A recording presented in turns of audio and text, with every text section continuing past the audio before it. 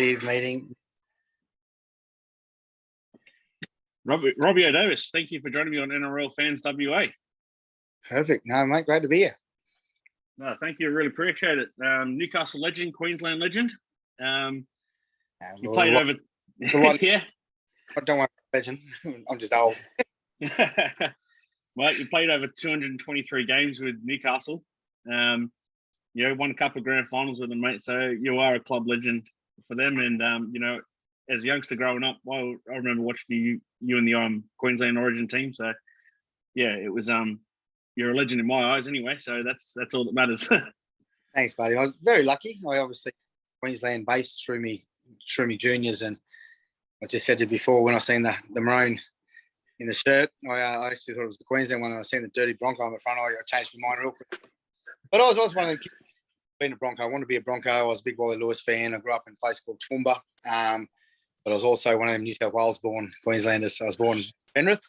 Dad come back from Vietnam, 1971 or something. He got based at Richmond Air Force Base just outside of Penrith, Windsor, and he signed an actual contract to play for Penrith. So he's a rugby league player. Tommy Donnigan's his best mate. So Tommy went to West and Dad went to Penrith, and Mum was in the Air Force also, but she was up at Williamtown in Newcastle. So she went down to see Dad at Richmond. The Air Force Base hospital was closed. Williamtown, they couldn't get in there. Otherwise, I would have been born in Newcastle. So we went to the base of the Currajong Mountain, which there's the doctor's house there. And I got born in the doctor's house. And I was born 7 hours into birth. And Dad left to come back 3 days later. So he shows up 3 days later. Exact words were to Mum, apparently, was to what breed is it, he said.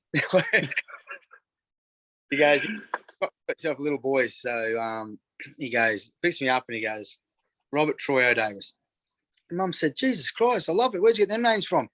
I said, they're two barmen, just got me pissed for the last 3 days at the Windsor Hotel. Yeah, the barman and his son at the Windsor Castle Hotel down in Windsor. So, yeah, and the rest is history. I with him moved up to Brisbane. Dad was playing for West. Dad was a shadow player for the first state of origin, so he's a football player too, so it's in my blood. Moved up to Brisbane, played for West, and you had Rebo and Norm Carr and some of the big names in Brisbane. Over there, Puppy Foreman. They won the grand final, I think 78. He might have won the grand final. Oh no, just before that, 76, 75. And then he went to when he went to Toowoomba, and he played for Newtown Lions. They had the same jerseys as Newtown Jets, and I became a Newtown junior. And I think at the age of 16, Dad was still playing. He was captain coach, and we signed to play with this club against Brisbane East, which was coached by Johnny Lang, and we signed to play with a club called Valleys on the other side of town. Like I said, I was a 16-year-old, and they said, you can have me son. Dad said, you can have me son to play in your first grade team if you sign me up as well. So they signed us both up, and we played a game together. And at the end of the game, I think the game was 35-5, the old 3-point tries back in the day. And I scored the only try and kicked the only goal. And Johnny Lang walked over and said, I'll take your son. So he took me to Brisbane, and within half a year in Brisbane, I became the leading try scorer in the 19s comp, the reserve grade comp. I was getting plenty of tries in reserve grade. In the old days, you play 4 or 5 games in one day. Yep. And sit in line for first grade. And then, lo and behold, Johnny Lang had a centre got injured, and he said, do you want to go run the centres for me in first grade this weekend at Lang Park? And it happened to be on a Saturday afternoon, and everyone sort of heard about this 16 turning 17-year-old kid playing at Lang Park. And I had scouts everywhere, and one of the scouts just happened to be Newcastle Knights. And in that crowd was a guy called Mark Sargent and Paul Harrigan. And, after the game, they come and approached me, and I sort of looked at the Monsters, and I said, I definitely want to go play for Australia. So I want to go play with these guys. So on the Monday morning when the Broncos rang, I was just hoping they'd come in, but they didn't. But the Monday morning, the Broncos rang, I told them I signed a contract with Newcastle, and that was it, mate. I went down there, and within half a year, I'm in Newcastle. With another half a year, 18, I'm playing first grade. So at 72 kilo, played 68 kilo in Brisbane and 70 kilo in first grade in Sydney. Yes, so pretty. Wow. Been scared for a long time. I know that. Yeah, right. You think Martin O'Fire run fucking quick? I'm running a lot quicker than him back. Scared of them big butt. Oh yeah, I bet. you like you were just mentioning with your career, mate, like, playing with your dad as well. That must have been a huge highlight for you and your dad as well. Both of us playing the same team. Well, it was, and there's a bit of a story. My dad's a storyteller, a bit of a showman. Anytime he's a guy that fought Vietnam, as I said, a rugby league player all his life and a publican. So he can't get 3 more rat bags in the whole wide world, and he was just one human being. So in doing that, he organised this game. We went and played it, and for some reason, he was 130 kilo at the time. He said, "I'm going to play front. I'm going to play hooker," and he just wanted to be the one to give me the ball from dummy half for some reason. So I was playing 5'8", and you can imagine the size of the other 2 front rowers. And you know, like being a big man, he was 130. I reckon the two front rowers must have been 140, 150 kilos. Big men. So in the country, about that sort of stuff, you don't train, you just eat and play. And unlimited interchange back then. You didn't really care about how many people ran on and ran off. So anyway, just after half time, I get Bislin and we lined up in front of the grandstand, and he's just walked over to me. We've got a penalty, and I kicked for touch. He walked over to me and said, "Mate, just hang on the blind side here. I'm going to tap it. I'm going to go hit the line and pop a short one to you down the blind side. They won't expect me to give it to the kid, I said, "Oh, good idea, Dad. Yeah, real good idea." So anyway, he tapped the ball and stands there. And they sort of moved up, and then they stopped, and they moved up again. And he walked over and handed me the ball, and they just fucking necked me. About 2 or 3 blokes just knocked me into freaking third. And he just looks down at me and goes, "Welcome to first grade, son." All right. So the whole crowd laughed and all that. And like I said, no Brisbane comp, so they were Brisbane comp back in 1988. They'd only just come in, so a lot of the good players were still playing in the Brisbane comp. They weren't all at the Broncos yet. So it was a fair comp. So anyway, we just after that, there was a little passage of play where we had you come around me. It's called a double. Just double around me, then I step one side and give it back on the inside to someone coming in between. So Dad was the in between. So anyway, I looked over and the little halfbacks were there, and Dad's bludgeon halfway across the field. I went, "This is it, big fella, double." Oh, their eyes lit up, and he's 50 metres from off. He's putting his hands on his knees, 50 metres over. They're getting play for this big 5 metres out from the line. Big man like that, no one will stop until then. This is my play. So anyway, little halfback come around, and I looked, and this gap just opened up like that for the big fella to go through. And I put it in his hand and pulled it back out of his hand. I went bang and pulled it back out of his hand and dived over himself and scored. I looked at him. First grade, big fella, isn't it? So we ended up character reference in the game. Dad sort of blew out to, this is why I started a big boot camp business within Newcastle, blew out to about 194 kilo. I said a good public win, one for me, one for you. And I won't say I changed his life. I give him an opportunity to change his life with boot camps. And he did it all himself. He got out of bed, boot camps, and I was telling him to get up and get down off the ground, do push-ups and run and all that, but he didn't have to do it. He just did it. So in 5 years, 80 kilos lighter, he just ran himself light, and 110 kilos. We got invited back to Oakey, which was his hometown outside of Toowoomba, for a charity match. Australian old boys with himself and Scotty, Pedro Silva, that playing the old boys match, going to the country towns. And if you ever Google, Legends of League, you'll see we go to all these country towns, sort of struggling with disaster, and went to this place, mines up there, or with cattle or something. And just like we went to Toowoomba for the flood appeal and all that sort of stuff. So they said, "Oh, come and play in this charity match." And you can either play the Australian side or the Oakey side, because I played for the Oakey as a junior as well. And I said, "Oh, Dad, can Dad play?" I said, "Yeah." So it's age of 68. So 60. So I was 40. So he's actually 70 years of age. Exactly 30 years later, he went up and we played again 30 years down the track. Oh, nice. It was an absolute comedy act. He just sat in the camp to have a chat, never shuts up. He rubs off on me a fair bit. And in the game, I'm, where is the bastard? So I'm getting the camp up. He only had all the football gear.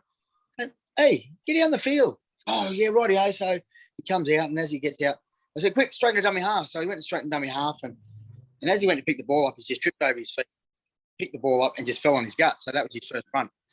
and got up and played the ball. Just after that, half time started. So he'd been off the whole first half time. So and second half started. He didn't come out again. So fall over. And that was his. So I've seen him about 10 minutes in the match and just not paying any attention. And I went, will you get out of here? He just sit on the bench talking. Get out of here. So he comes out and I said, just stand in front of me. I was a fullback. Just stand in front of me. And the night before the game starts, they got Pedro and some big boys there anyway, Shane Webke and stuff. And we just got guys from our local hometown, the Okie, and most of them run on the field drunk anyway. These guys have got movers like Tatey and freaking Chris Walker, and these guys still run around. And, Princey's still an Australian touch player, so they can still move. Yeah. So we're playing pretty much a full game of football, but just badge and tickle a little bit. And get out of here. So I line him up. And a guy the night before had won a raffle to play in the Australian team. He was a big Kiwi Tongan bloke. It's just the wrong bloke you need. You just need a little kid to win the raffle, not the him. So he lined up I was a dad. And because he had so much anxiety and excitement about he wanted to show the Australian players how good he was. So he just runs at Dad.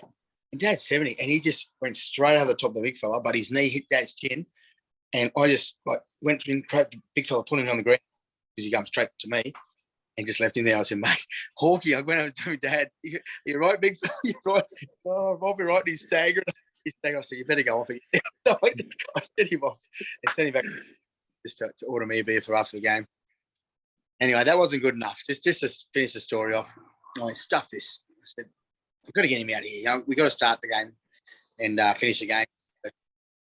So come on, big fella, get out. And I'm going to put you on the wing. So I put him on the wing and I spoke to a couple of guys on the team. I said, make sure you give the ball to me. And I spoke to Chrissy Walker and Scotty Prince and said, get in front of Dad and let him run over the I'll just chuck a long ball to him, sit on the wing, see how he goes. So anyway, this little freaking dummy half jumped over. Well, dummy half just did, and he jumps over and shit, So we're walking back to halfway and Princey goes, mate, I'll tell you what, I'll kick off to you. He said, mate, leave your dad on the dead ball line here. Just leave him there. He said, leave him on that dead ball. I'll kick off to you and you just keep the freaking thing down to him. I said, he can't stuff that up. He said, oh, yeah, good idea. He said, because that's the way these charity games go. So sure enough, mate, down my throat, about 20-metre line, just not too far back. And as they're coming through, Chrissy Walker's got the idea that what was going on. So he thought he'd go put the pressure on Dad down the dead ball line. So I got the ball and I've just booted it. So as I booted it, Chrissy Walker's turned and chased. And anyway, as he's turning and chasing, Dad's come off the dead ball line running towards the ball. So the ball ended up finishing in the goal. But as he was running towards the ball, he got out to about 10 metres. The ball went straight through his legs and past him. So he had to turn around and then run. So it's this old man's waddle. You should have seen old man's waddle. But Chris Walker's gaining on him. And just before the twilight, it was like rehearsed. It was the best thing, like a movie scene. He falls over. He's fallen straight over, missed the ball altogether. So he's fallen. He's got a half fall. The ball's gone past him again. And Chris Walker's kicked the ball back between his legs and he's fallen on the ball for a try, mate. It was just the most legendary thing of all. Shoulders and Bill Harrigan. And Bill awarded the try. It's the worst of all time.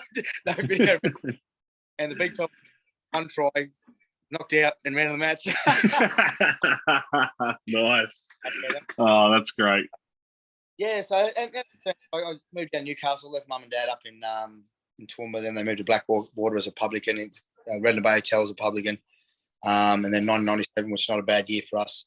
I moved Mum and Dad down here and bought him a house. And I lost Mum last year of obesity of all things. I got bloody boot camps. And Dad's still living in the family house. So, yeah, I've got them all down here with me now. Yeah. Well, sorry to hear about your mum passing away, mate. It's I've gone through that myself. It's not a good thing, but unfortunately, it's one of those things that does happen in life. It does, definitely does. Yeah. We'll jump into a bit of your career, mate. Like you mentioned, how you got picked up by Newcastle. You played 12 games for Queensland, 8 games for Australia. You win the Clive Churchill Medal in the 97 grand final, which you guys at Newcastle win, and the 01 grand final as well. When you look back on your career, mate, is there anything that you take out of your sporting career that's made you into the father that you are today? Once again, I was talking a bit about the old fella, but everyone's got their hero, I suppose, and everyone's got someone they look up to. And as a kid, you always look up to talents of guys that played the game, but such Wally Lewis stuff. And, you know, he was obviously immortal, and not only is he immortal, he's a guy that I got to have a lot to do with him in my life. And but your father's the one that he's a disciplinarian when you're a kid. Mate, I remember he's not putting the bloke down, and the kids these days, little cats, they I'd get smacked on Monday, and I'll say, mate, what was that for? And he goes, not what you do today, it's what you're going to do tomorrow. Yeah. Right? So tomorrow I get another smack. What have I done now? Mate, by Friday I'd actually played up, and he'd give me another smack. I go, mate, I've got 5 in the bank. He said, I told you were going to play up. I said, where the 5 got in the bank? So give me a smack anyway. Just made you highly disciplined, and you always played up, you know, party growing up. And it's around with his freaking hand or the rubber thong that never ever hurt or whatever else. But he'd still give you a whack just to make sure you knew what it's like to feel contact. Same time he was disciplined, but he said to me one day, come home from school, I was playing soccer, and I want to play your sport. And he goes, and he might give me headgear, and he might give me shoulder pads. And he said, I remember it like it was yesterday. You know, I was about his 8-year-old kid. He goes, take all that shit off your body, I'll let you play. I said, serious? I'm putting it on so you'll let me play. He goes, you protect yourself from a contact sport, you're showing you're scared of getting hurt. So take all that shit off, I'll let you play. So, mate, I become brave. Same time, I was always a little man in a big man's game. I had to be brave. So, and at that stage, I wasn't little. I was just the same size as the other kid. But as I grew, I didn't grow. And yeah, I'm the little man in a big man game. So I went, how am I going to protect myself now? And I protect myself with my legs, learn how to step well, learn how to run fast, learn how to be as strong as all hell. So when I come down, the Knights first said, if you don't pretty much lift 100 kilos above your head, you're not going to play first grade. These guys are big, strong, bloody athletes. And we didn't have the Kiwi and Newcastle did, but we didn't have the Kiwis and the Polynesians, all that sort of condensing the whole of the league. We just had a whole heap of Mel Meningas and Crokers, and they were just as freaking big, you know. So we had some big boys that were fleet-footed and can move, and natural ability, untrained ability, which now it's called trained ability. Now you come through, you get chosen to go in the first grade spots, but the end it never stops then, because it's untrained ability that goes into, you know, the highest discipline gym sessions, and you know, the mentality and the ice baths and the freaking food. And like, we won the 97 grand final on fucking beer and pies and Mark Hughes' jokes. So we just, the times changed. So Dad gave me the best advice in the world, and I sort of ran with that. And you know, like I said, he made me brave. As for the career, I did play in 10 tests. Actually. Oh, my apologies. I think the other day, the Hall of Fame, and in the Hall of Fame it says 6 tests for Australia. Like, no one gets this freaking right. I didn't get 2 caps because I didn't enter the field, both at Wembley Stadium. But I wore number 14 in both them games, just back and then serve on. And Bozo didn't like me, so he didn't put me on. So first game, up 95, I warmed up 4 times, and the last game I warmed up 4 times, and both times I didn't get on, but I sat next to the Queen. I sat next to Marsha Hines. So I didn't give a fuck about getting on the field. Points. Yeah. And then, mate, yeah, played the grand finals. We had great sides. Jesus Christ, they're all local boys, and I got adopted to the town. And I always say that Mum was based at Williamstown. I could have been born there. I should have been in Nobocastra anyway, sort of thing. So, no pressure, and I wouldn't have got to play for Queensland. And mate, that's just another story in itself. Just being part of that Fatty Vaughton era, where he just walks in, and Wally's just giving it to him, saying, "Well, this is the worst side. You pick what he didn't even know half the." He's in the lift with Ben Eichen and told him to stay in the lift because only the Origin players are allowed to get out the floor. And Benny said, "Oh, actually, team. My name's Ben. I played reserve grade for Norse." Oh shit! Sorry, mate. Yeah, you go on. So he didn't even know what he looked like. Yeah. So, yeah, we had that era, and we went out 1-3. Coach of Dr. Water. I'm not here to coach us. I'm here to make your best. And best mates want to kill free. So we went out, and they made it 10 days between the first training session, the Origin. The reason why they made it 10 days is because we were a dreadful side. We had to get a fair bit of training in. and the training come in the shape of alcohol. So we went, and Billy Moore tells the story better than anyone. He goes, we go out and we got drunk the first night, drunk through the 7th night, sobered up on the 8th, had a captain's one on the 9th and one on the 10th. That's the way. That's the way. Well, that was... Yeah, and he actually said, mate, like I said, a quote, like to quote me old man, as I did before, one of the funniest things I've ever seen was, Fatty said, it's a pretty easy game, rugby league, complicated by idiots. He said, don't be a fucking idiot, you know? And then after, listen to this. If they don't cross our line, we win. And everyone just lost their shit. We're not just lost it. He goes, listen, they don't cross their line. We go, well, it's a draw. He said, but it's not a loss. Yeah. Oh, shit. So we went out and won the first game 2-0. We kicked the Wayne the goal, and we went in the dressing room, and Freddie comes and goes, I can't believe that fucking worked, he said. Oh, no. Yeah, unreal, mate. And I got me 223 games. I retired before my time. I long time retired. I thought loyalty was a big thing. Still now. And it isn't. It never was. Fucking loyalty. Mate, we got half the guys coaching our night side here are all from Canberra, and, you know, we can't get a gig up. We can't get employment up here. We've got to go dig up holes in the main street because our football team's employed by, you know, Hetheringtons and freaking, you know, Furners, and get back to your own. Unfortunately. But yeah, no, in 2004, I just said, you know what? I'm not going to look at any other clubs. I know they'll just let me play it on finished. So I just didn't really worry about looking for any other clubs. And at the end of the year, they said, that's it, you're gone. You've 14 years at the club. We're going to look for a new fullback and all that sort of stuff. We haven't signed a new fullback. We're just going to look for one. All right. So, you know, move something on. You know, I hadn't been beaten yet. I think young Kirk Gidley started running beside me at training, but he never beat me. And it wasn't until 3 years later till I actually found Kurt and put him in fullback. You know, they were playing him in 5'8", halfback hooker. And they just run out of, I think, Milton Falladay went on a bit of a bender, old, what do you call it, walkabout bender, and they lost him. And he was probably the best fullback we had sort of between me and Kurt. And then they said, we need a fullback, just go back there. And he would have been a great fullback if New South Wales didn't keep moving from position to position to position, and went good in all positions, so he'd become a bit of a, you know, floater. Yeah. 223 games. Sure, I've got a year of suspension and a year of injury. So there's 2 years missed, and then retired at the age of 32. So there's another 2 or 3 years I could have probably played the game, and I'm still super fit now at the age of 50. So I've never ever sort of slowed down training. I was never ever. Yeah. A good time. Yeah. Like I said, I remember watching your career. I grew up with your fella's career, your era. You know, yeah. For me, it was the greatest era of football. Obviously, like the new era is great to watch, but I find the women's game today is like the 90s of football. There's no wrestle in it. There's no BS. Yeah. It's just footy. Bash and barge, mate. The second phase has made the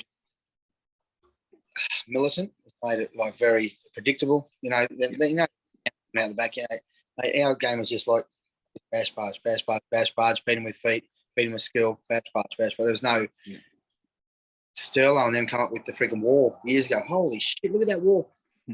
Christ, and that was it. You know what other come out? There was this nothing. Like, I remember the guys that won their grand final in the first year of coaching, all the guys developed their own style of rugby league that's actually gone and won them comps. And Bellamy brought back the second phase, and which is now getting played. David Waite started with second phase back in 1992 with us.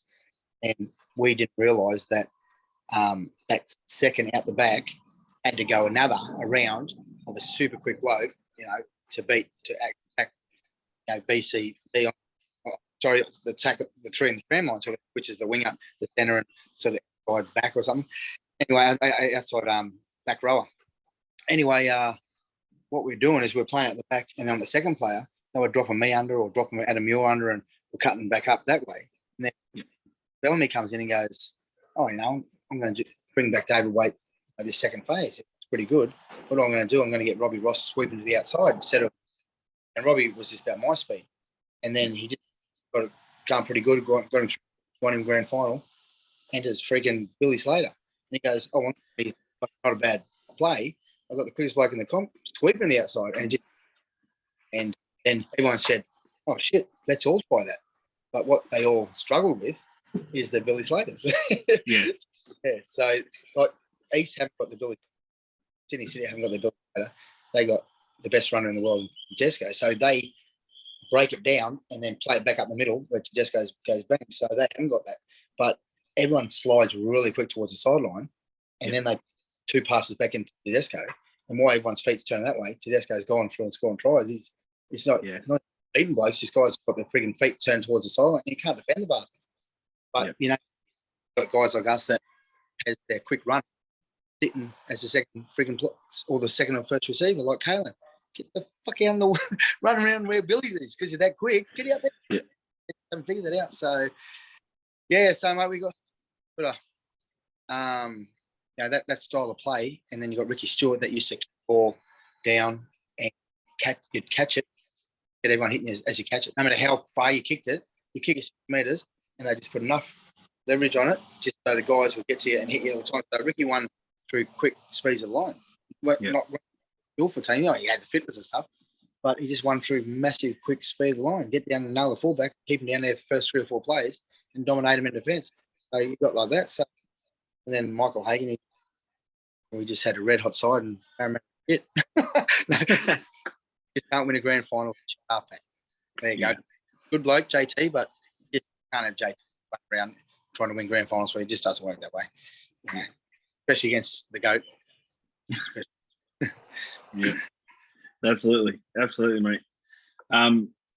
You're mentioning before, in the Fatty Vaughton era of State of Origin, that was around that time that Super League was around as well. Yep. And also something we'll get into a bit in a little bit, but the Perth Western Reds team was in that area as well. Era as well. How did that Super League era affect you and the guys at the club? That sort of made our names, didn't it? Really, it got us to a point where we forgot household names. We household names because we take someone's daughter home. Now we're in trouble. I remember my first contract was $5,000, then $7,000, then $15,000. My first 3 years. That's what I signed for: 5, 7, 15. I had to work for a living, all that sort of stuff. I was a trainee transport worker. The day I got the phone call to play first grade. But before that, I was actually a groundsman at the Knight Stadium. And a lot of people don't believe this, but sorry, mate. Shooter's coming just in case someone out in the house. After the game, this guy called Neville Allen, he was our boss as a groundskeeper, and he comes up, and there's a guy called Steve Foreman, a little halfback for the Knights in the first 2 or 3 years. Jamie Ainscough, which played Australia, New South Wales, and myself were the 3 groundsmen. So he walks in the dressing room after the game. We just finished playing St. George. They had 30,000 people in the stadium. They had a truck show up with a TV out in the car park, 5,000 that couldn't get in. That's how many there's 35,000 people. So there's only 30,000 stadium back on the hill. You just know when it's 30,000 people at the game because the whole hill would be standing. So you'd run the field, half the hill would be sort of sitting. So that's about 20,000 this week. No, but St. George just pulled a massive big crowd. There's 35,000. The game finished, walked in, everyone sort of leaving the ground, way out the back around for a few autographs and all that sort of stuff. Walk out behind Chief. You don't have to worry about signing any autographs that day. And anyway, we're walking out. I was about to walk out, and Neville comes and says, "Well, boys, you got an option. You can go pick up the papers on the hill now and tomorrow morning, have a good drink tonight and sleep in tomorrow morning, or we're up here at 7 o'clock in the morning picking up the papers. What do you want to do?" Because that's what we're groundsmen. That's what we did. And we all looked at each other and went, "Fuck it, let's go do it now, eh?" So we actually walk off the NRL game or ARL game and just put bags under it and just wait till everyone left, and we're in the dark just picking up, cleaning up everyone's. Yeah, right. Yeah.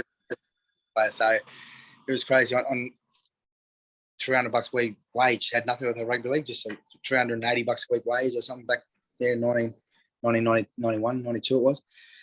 And then when the Super League ARL will come in, myself and Jamie Ainscough, who's my best mate, were sitting in Michael O'Connor, and they just lost a job and he'd come up to me and say, listen, the two Johns boys, you're our first priority now.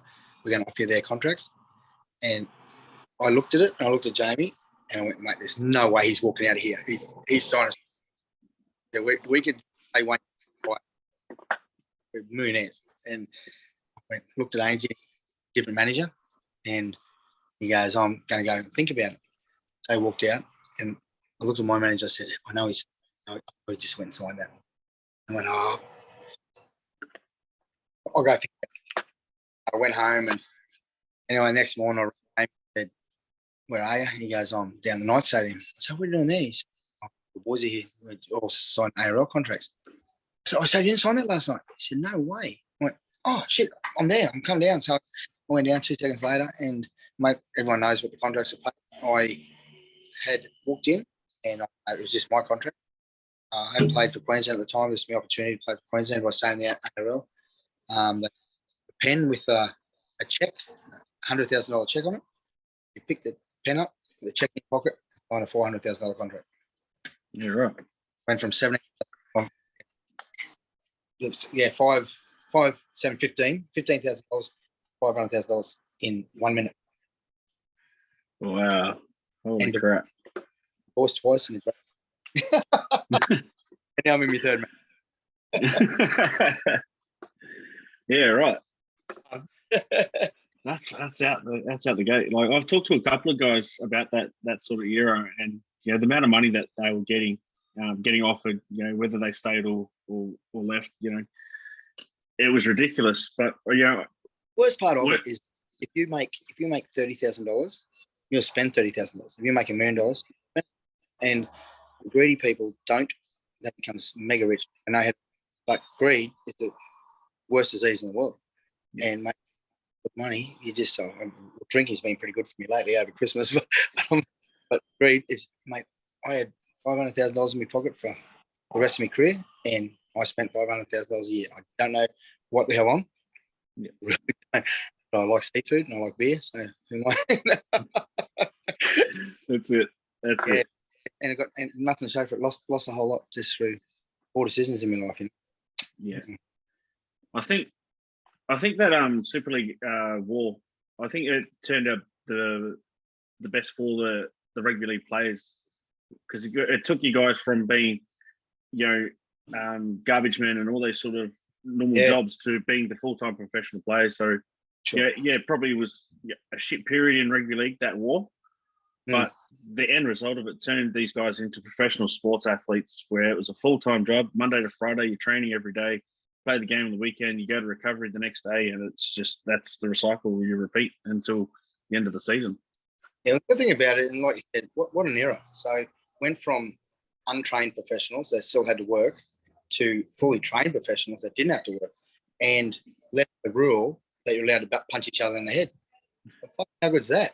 So I want to become NFL players, full-time professional, as hard as you can each other, and you're still allowed to punch each other in the head if you want to. Like, how fucking stupid are they? So we went through an era of 10 years of professionalism, still punching each other, still fighting, still again. And then they went, shit, hang on, there's a few guys getting headaches. We better slow the punching down. And then knock them out with their frigging fists anymore. Let's knock them out. So they went, all right, that's not sort of working. Like 2 or 3 years of shoulder charges, which shoulder charges are massive anyway, and people turn their fists into shoulders. And then they went, oh shit, this is not going to work. And they went, oh, let's ban that as well. So they went, oh, we're in a game of pussies. So, like, just got these massive big human beings, like, trying to beat each other with skill more than the power and the aggression and all that sort of stuff. They do go out there, and after, I don't even think there's a soften up period anymore. The origin matches are still origin matches. They're still, give and take a little bit. And you've seen the origin last year, that one where gay guy and all them were going the knuckle and letting them go. It's good on them, and everyone loved it. And you're not going to throw a couple and get back into the game. And the ref handled it perfectly. So aftermath wasn't handled perfectly because everyone was carrying on about if New South Wales won, they wouldn't give a shit about who got punched in the head, but because they didn't, go back and get them and whatever else. But yeah, so like I said, mate, being a nice part of it. I was just, like I said, a little man in a big man's game, trying to run away from these fucking monkeys that had freaking my head, and what was his name? Jason Lowry. He was playing for the Raiders, but he played for David. I don't know. He's one of them big guys. And I remember he had the same arm guard on as Meninga. Can you remember who it was? David. And he had the same, but he's playing for East at the time before I seen him. And he's on the ground. He just went like that and just jammed his freaking head goal.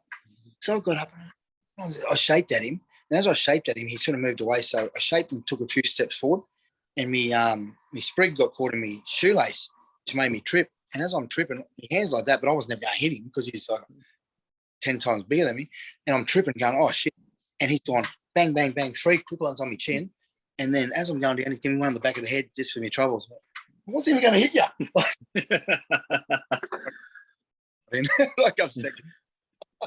Oh, no. Yeah, I ran. Definitely. Yeah. As I alluded to in that other question, mate, about the Super League era was the Western Reds. Oh, Western Reds, sorry. Yeah.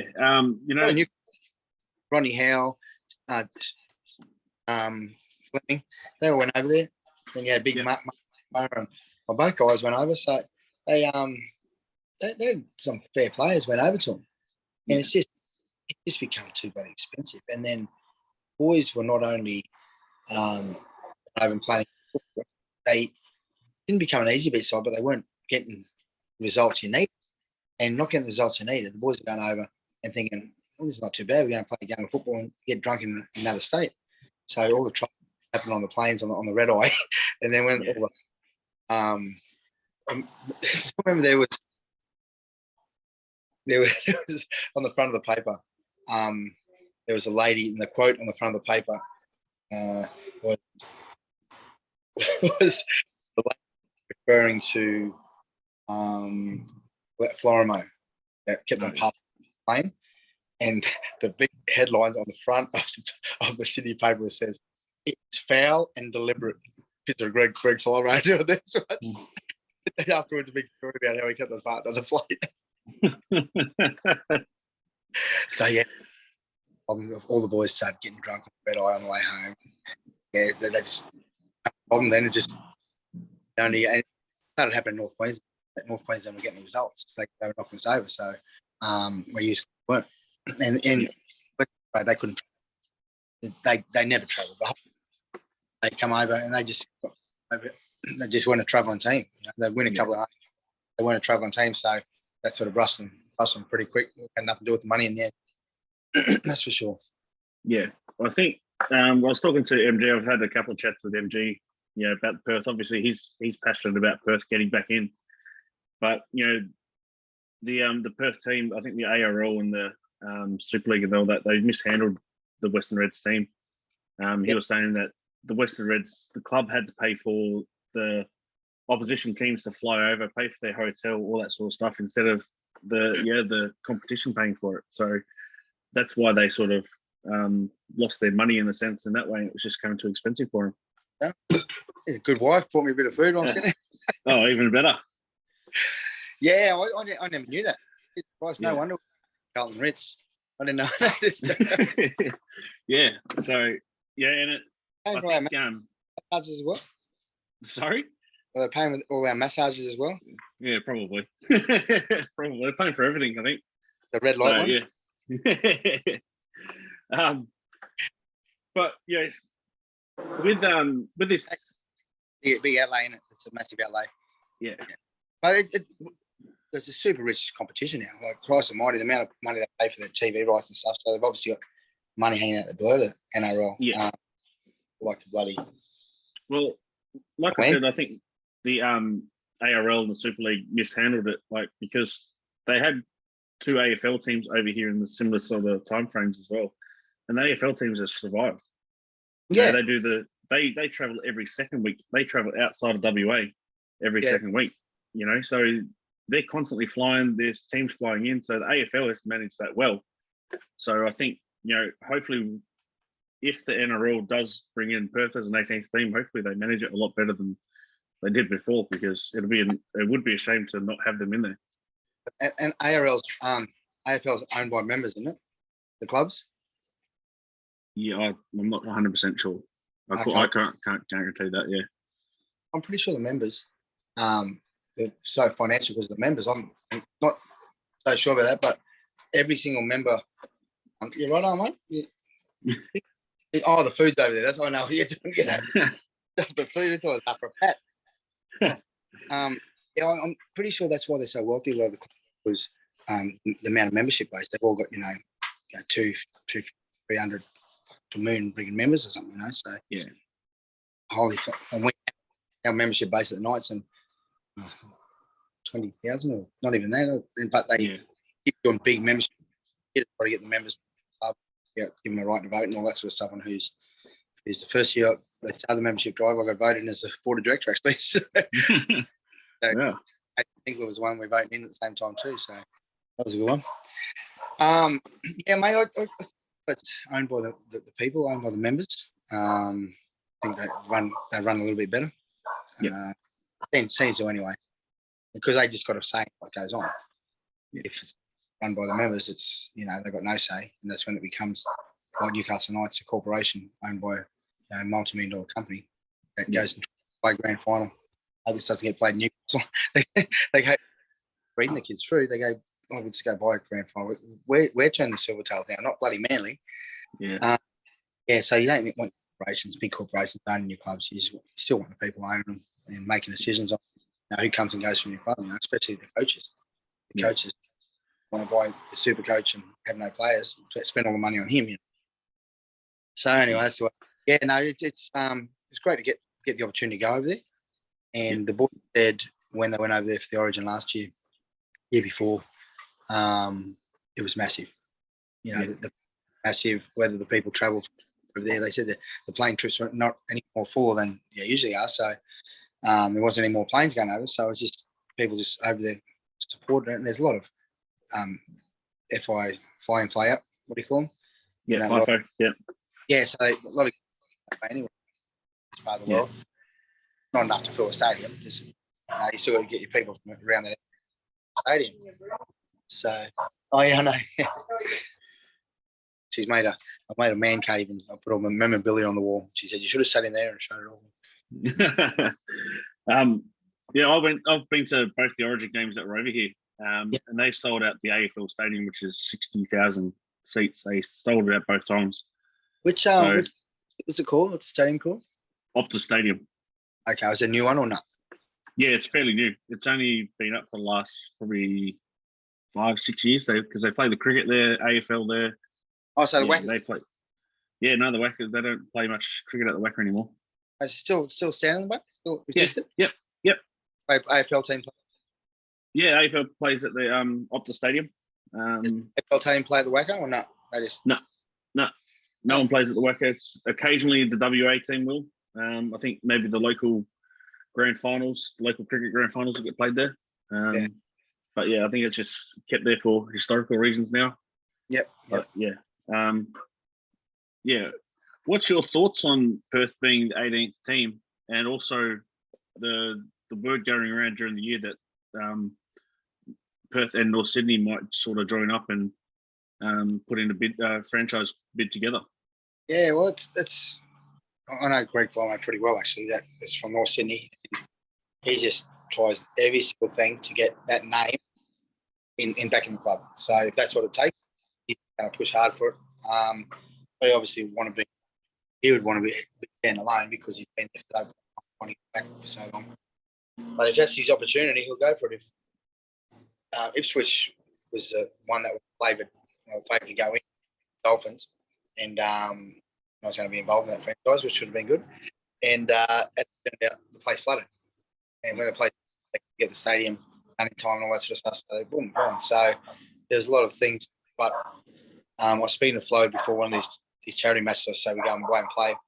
And 3 years ago, Flo mentioned you guys. He said, mate, this is an opportunity. So that's been on the table for a long time, but it's been definitely in the cards for the last 3 years. So this guy, he's got a great idea. This horse bloke that runs our club. So he's changed the whole frigging whole way rugby league's played at the moment. Some of the rule changes he's come up with and all that sort of stuff to make sure the game's quicker and quicker and quicker. He trialled them for a while and they worked, and some they don't work. This idiot, he should fuck off. But everything else works, you know. So if it means extend it to another one or two teams, we'll just have to see how Dolphins, where we're going to get the players from. So we've managed to mix the players around enough to get them to the Dolphins. But the only way you know if you're first grade player is to get given an opportunity. If you're sitting down at 20, and I played first grade at the age of 16, 17, 18, you know, in 3 different comps. And it wasn't a matter of where I was, you know, good enough. It was just my preparation was there. I made sure that I prepared to play that kind of football. And if you're coming through, not coached like Wayne Bennett, he's not the best coach in the world.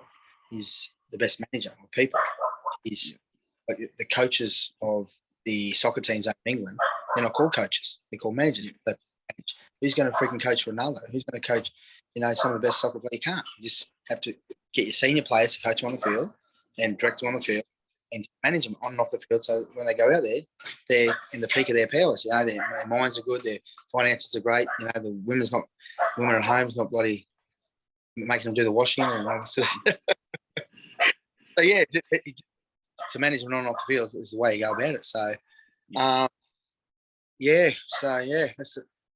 what I think about the whole thing anyway. So. No, that's the way. Have you got any advice for these kids coming up today? I know there's, you know, lots of pressures in life, you know, put on these kids today.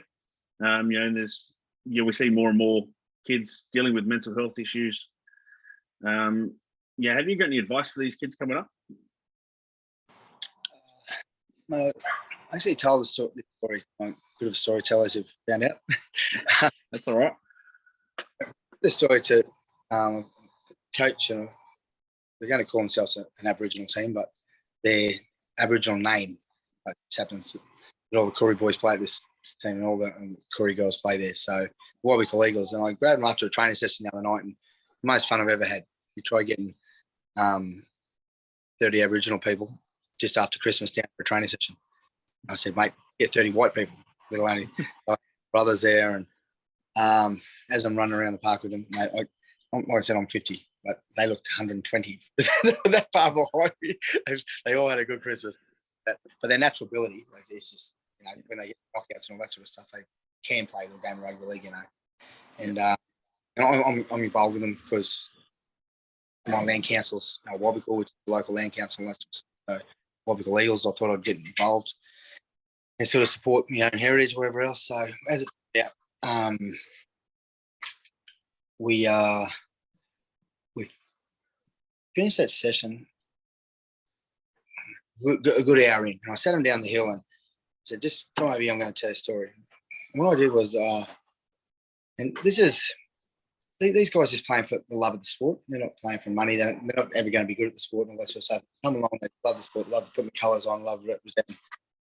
And I said, I'm going to tell you a little story. So I went back in 1998 to New Zealand, where I was chosen in Australian side. And I thought at the time, and if you look at the names in the side, I thought it was the best of Australian side I've ever seen. I was part of it at fullback. Then you had, you know, guys like Steve Renoff, and you had Freddie, and you had, you know, two Johns boys. You had Chief, you had Spud, you had Menzies. Just Christ, I just had Wendell on one wing. I think Lottie Carey or Brett Dallas on the other. It's just amazing players. Anyway, we went over to play in the Anzac Day Test in 1998. In our room with this young blonde-headed kid. This young blonde-headed kid had come professional Super League. He hadn't played for Australia yet, but he'd played for Queensland in Super League Origin. Anyway, I room with the kid, and I looked over and I went, geez, you know, he plays in the same position as me, this bloke. He's pretty good. Am I ready to be the best player in the world in that position? You know, so I questioned myself because we were so dominant. We used to beat the Kiwis easy, beat the, you know, Papua New Guinea, we used to beat them pretty easy. So best player in the world was the player that played for Australia in that position. So I sort of thought to myself, am I ready to be the best player in the world in that position? And I closed my eyes and I fell asleep. I didn't come up with an answer. So anyway, the next day I went out in the field, and 10 minutes in the match, big forward, Logan Swan, big forward for the Kiwis. runs out and his knee hits my knee, just so I catch the ball and busted me the burst on my knee. I got carried off, and this young blonde-headed kid went on and replaced me. Anyway, Auckland had just come to the comp, or just about to come to the comp. I'm not sure. Just come, and the fans were just cheering for whoever played, just because they were just happy to have happy to play us and all that sort of stuff. They were just cheering Aussies when they score. They cheer for them when they score. So I went with the shits, went to the dressing room, and I waited for the whole game to finish. And when the game finished, Bozo Fulton comes over and puts his hands on his Bozo and looks at me and goes, "Mate, I wish you never come off." You know, Australian side for the rest of my life. How does this? You know, when the coach loves you, so he must love you and all that sort of stuff. And the blonde-headed kid comes sits beside me, and I said, "What happened out there? How'd you go?" He sort of looked at me and went, "You stupid." And what have I done? I said, "Boys, what's happened?" I said, "Oh, they beat us in the last minute. We lost." I said, "Yeah." And I said, "Oh, fuck, what happened?" And he just shook his head. So anyway, back to the hospital, and Brett Dallas broke his arm, and Stephen broke his leg or something. We're all sitting in the hospital and getting checked up. I was watching the replay of the game. The young blonde-headed kid that went on the field, he replaced me, and he dropped the first bomb. They scored. Went to hit it over the dead ball line, missed it. They scored, and he dropped the last one just coming out of the line, and they scored. So he pretty much lost the game for Australia on his own, this bastard. Next weekend comes up. I stayed over there to play the Auckland Warriors, and the side came over and met me. Knights come met me, and he went back to club level. And when he went back to club level, he goes out in the field and just tears them apart. Gets man of the match. That next week, the first Origin side picked in 1998. He gets picked at fullback. I'm still injured, and I'm out. So what I told these blokes, and which I tell these kids, like, that one moment of self-doubt, there's now a highway built from Brisbane to my hometown called the Lockyer Highway, named after Darren Lockyer, and it goes through the Lockyer Valley. One moment of self-doubt. I always say, don't guess. And I said, you get an opportunity in life, you go for it. I said, if it doesn't turn out, so be it, but at least you have to fucking go. So one moment of self-doubt cost me Australian fullback, Queensland fullback, and the chance of getting a highway built up in my name. In all good things turned out in the end, and I ended up playing 12 of them Origins. Like I said, I was out suspended for a couple of years. 12 of them Origins, I played 9 times at fullback, and the rest wing, and then Lockie off early in the match, and I ended up playing fullback in the matches anyway, and I ended up goal kicks and top corner, every freaking thing up. But yeah, so good things come to an end, and obviously my career did. But at the end of my career in my hometown, there's a place called Sportsman's Parade, and the guy that built it, this Guy Berghofer, he named the whole Sportsman's Parade after his favourite players. And I got O'Davis Street, and nice. So there's O'Davis Schoolmaster, where they got a massage parlour and and lo and behold, it goes down. It runs off fucking Lockyer Street, doesn't it? Filthy. Oh, no. But yeah, so mate, a bit of advice you give to a kid, mate. Just get the opportunity in life. Just go for it. Like I said, it doesn't turn out. But preparation is the key. You prepare yourself for what's coming ahead. It makes it all a lot easier. And when you get the victory, you savour it. And if you don't, just go out and work it out. And at least you've had a go. Yeah. No, that's great. That's great advice, mate. And yeah, when you were telling that story, I had a feeling it might be Mr. Lockyer that you were talking about. So I was like, yeah, I think, yeah. What are you doing in life after footy now? Once you retired, what did you get up to? What are you up to today? I know you mentioned before that you do your boot camp. I think I've seen it on social media and stuff before. Yeah, give us a bit of a plug about that, mate. What else you do? Well, I just finished it actually. So I've done it for 14 years, and I started a bit for myself 10 years ago. I read the paper, and in the paper it said that Newcastle is the most obese city in the country, and it makes sense. They all go out to the mines, shit up, come back, feed their wives with bloody the money and the food, and the girls are racing around and coffee shopping and carrying on, and not too much gymming going on, and they go back in the mines. So they're fed up in the mines, and they come back and feed their wives up full of money, and the wives go feed themselves. So it made sense that we're the most obese city in the country. Anyway, I had the power to do something about it. You know, I was a trainer, and I had personality, and I was a popular figure. Obviously, after the football, that's not giving yourself a pat on the back. just the way it is. So I went down the beach and just put on Facebook, free boot camp. This is for big people. Just get people moving. I said, just get down the breakwall in Newcastle and start getting people moving and looking at mum and dad. Mum and dad. Dad was, like I said, 194 kilo, and mum was 160 odd kilo at the time, and his sister was 130 kilo, and my brother was 110 kilo. They had just a big family. And I always fought me. Didn't fight my nose, unfortunately. The nose always blew out, and the curly hair was always there. Black stayed in me, but the gut. Anyway, I went down and started this boot camp, and you still there? Yep. So went down and started this boot camp, and on the first night, 57 people showed up. And I ran them up this break wall and ran them back. And I'm not running. Some power walk, just gone through. So I spoke to them that night, and what I did do is I spoke to about us. We're going to check together, and someone looked at me and said, "Look at you. How are you going to do it?" I said, "Well, I've been on the edge of a cliff drinking cartons of beer with depression." Why? Why would you have depression? I said, because I've just been hit in the head that many freaking times through rugby league. It's a violent game. Right? Things don't go right for you. You can't read books anymore. You can't make decision make for yourself no more. You get things, like I said, it's a beautiful game, but back in our era, which is the bad one, it was violent. So, and like I said, being such a little man, I found myself, depressed, and my kids weren't pulling me back, but there was someone there pulling me back every time I sort of stepped back into life. Anyway, so I said, it's us. We're doing this together. And I made them understand that, it wasn't just all about obesity, it was about your mental health as well. Anyway, the next night there was 87 people. The next night, 150 people, 300 people. I'm just at the park by myself, just 300 people at a time. And I said, everyone go up to that pole, come back. A, B, B, B, C, C. You're running, you're jogging, you're walking. You're doing squat jumps, you're squatting. You just put your hands on your knees, put down the best you can. We got through it. We got to a point where 10,000 people registered. Went to, I had one in camp. Just had them everywhere. I should have just left them. Everyone had to come to me, because by going to the people, made them weak, because it took them back to weakness again, because the strength brought them to me. I'd gone back to the opportunity they had not they'd become weak again, because they were driving 50 kilometres to get to me because they need.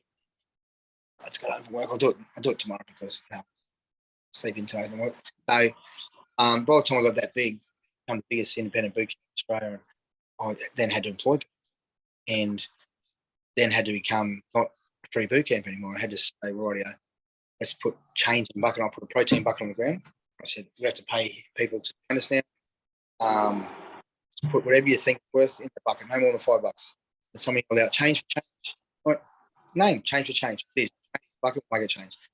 So change for change lasted 10 years. And just recently, Mum died of obesity. So what happened is I took the focus off the important parts of my life, my family, and put it on everyone else. And I was focusing on the other parts, and I forgot about my family. Just recently I just closed it all down. Said no more. You all know I've trained everyone, I've helped everyone. They've all had an opportunity to come to me. They've all come to me in this town, wherever it was. I said, now you know what you need. Just go find it somewhere. Don't go pay your big money. Go pay for your proteins. Go pay for your gym sessions, all that sort of stuff, because you got too much free for me so long. And you would, people come and put $2 in a bucket. Someone put 5 cents in the bucket. So just take the bucket. So you go away at the end of the night, and everyone's putting $5 in the bucket, and there's 100 people. You know what you could be getting. So that's what you expect. We give you $5 for paying for a cup of coffee, but you walk away like with $100. There's 100 people there, and you think, and then you realise that people are just shaking the bucket and just getting free training sessions. It was pretty piss weak. That happened for 10 years. But I was coming home, training 100 people with $100 for my time sort of thing, which it was never about the money anyway. And just left me 3 hours. Kids were missing my time. Mum was missing my time. And most importantly, the people that are dying from obesity are missing my time. I was out helping them.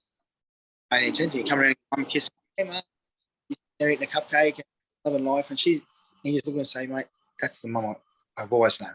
The big fat mum with the cupcake in her hand. And you're like, hey, I love you for being that person. No, get up and fucking move. That's what I should have been doing. So when you lose, you go, shit. What do I say?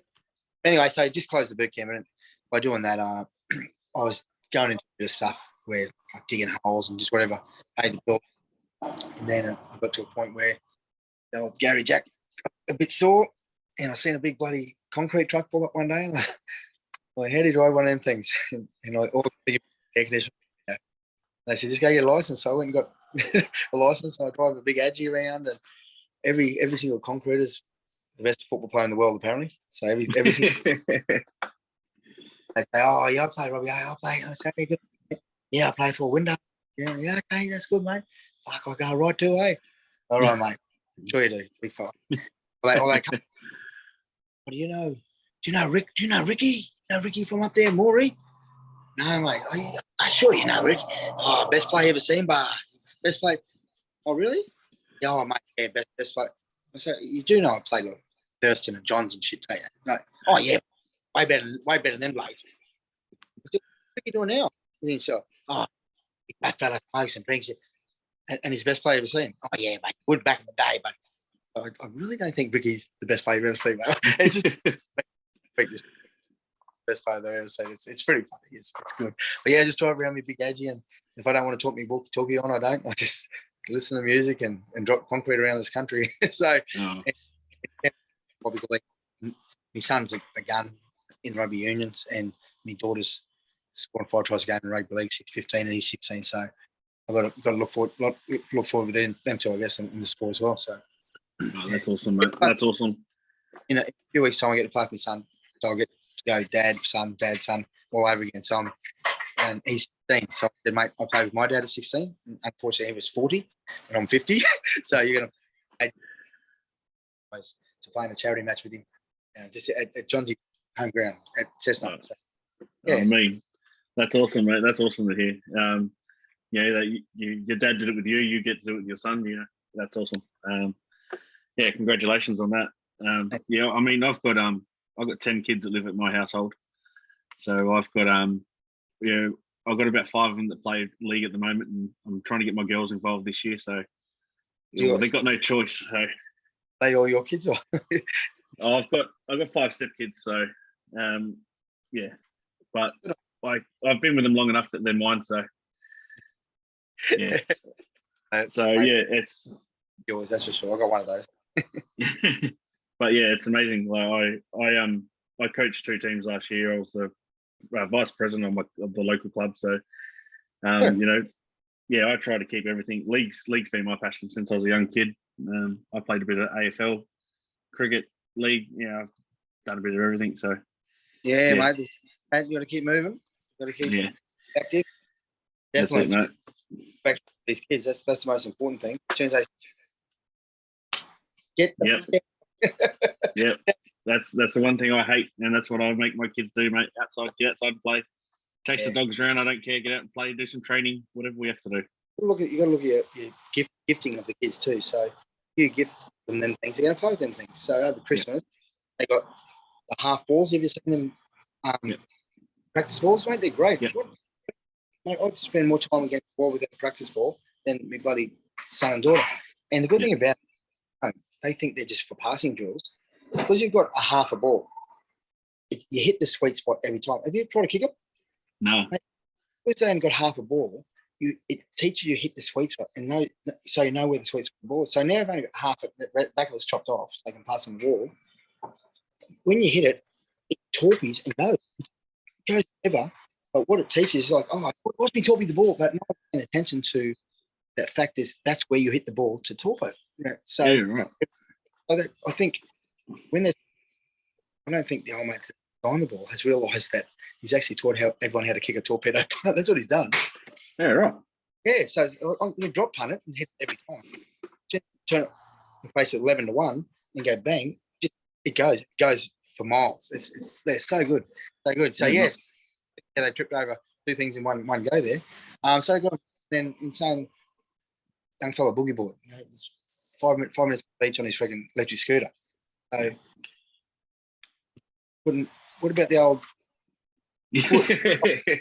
electric banned? But now they're not banned. They're the best thing in the world now. So all their toys are outdoor activities, clothes to get outdoors. Nothing is it.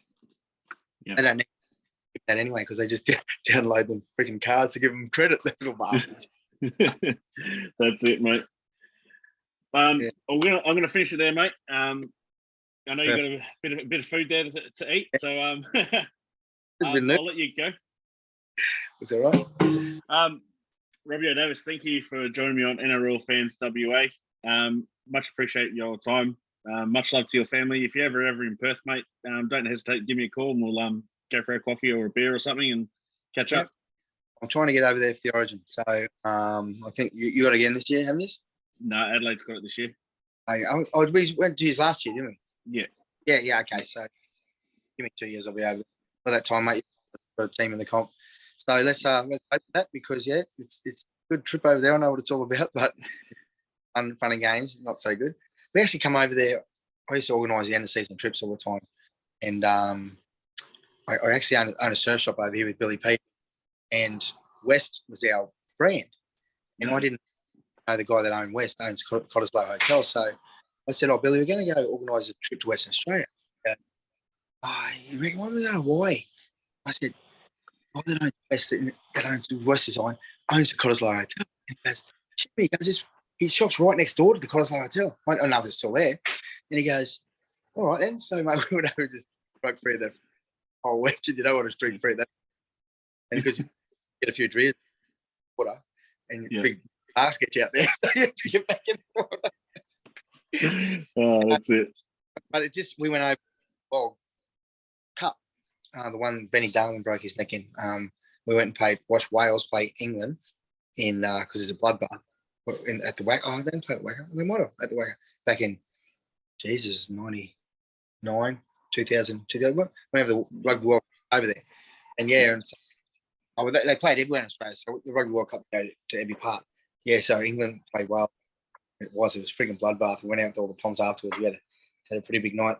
Like that. So last time I went to West Australia, we haven't got a surf shop no more. But I don't think the guy from West owns Cottesloe Hotel anymore. I heard that he doesn't.